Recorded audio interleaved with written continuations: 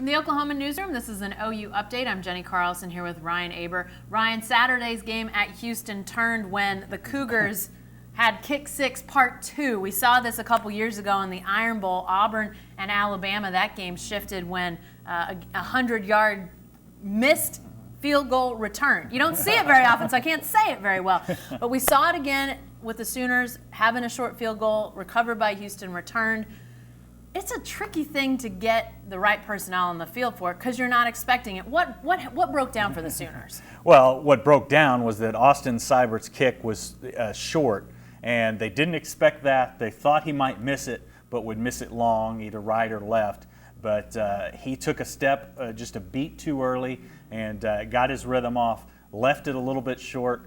There was only about an inch or two in the end zone for it to be able to be fielded. But the problem is you've got a group of offensive linemen out there. You have 5 offensive linemen, a couple tight ends, a kicker, a holder, and a snapper, and only one of those guys is a defensive guy.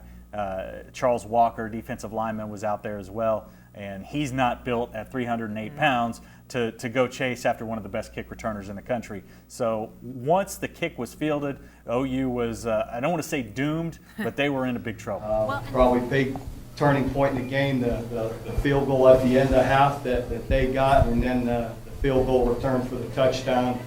I thought those 2 plays were really big swings, for us just momentum-wise.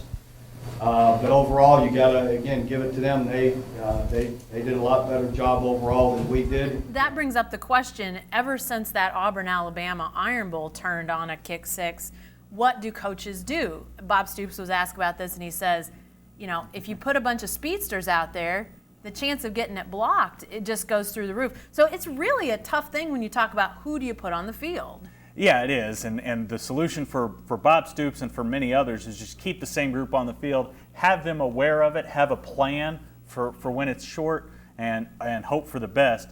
But the real preparation for it is just making sure that when you attempt to kick, you can get it out of the back of the end zone to prevent a return like that. A couple other Big 12 coaches talked about the Kick Six phenomenon, if you will. I don't know if 2 makes a phenomenon, but said they've been more aware of it. It's something that they've at least schemed for. Maybe they haven't changed personnel, but schemed for since that Auburn-Alabama game. Yeah, absolutely. I thought it was interesting that Kansas State coach Bill Snyder said they work on it every day in practice. Not just every week, which Dana Holgerson from West Virginia said, but every day they work on that scenario. And talked to Jay Boulware after practice yesterday. He said that as soon as Kick Six Part 1 happened in the 2013 Iron Bowl, that he started preparing for both sides to be the kick return guy and hope for a touchdown and for defending it.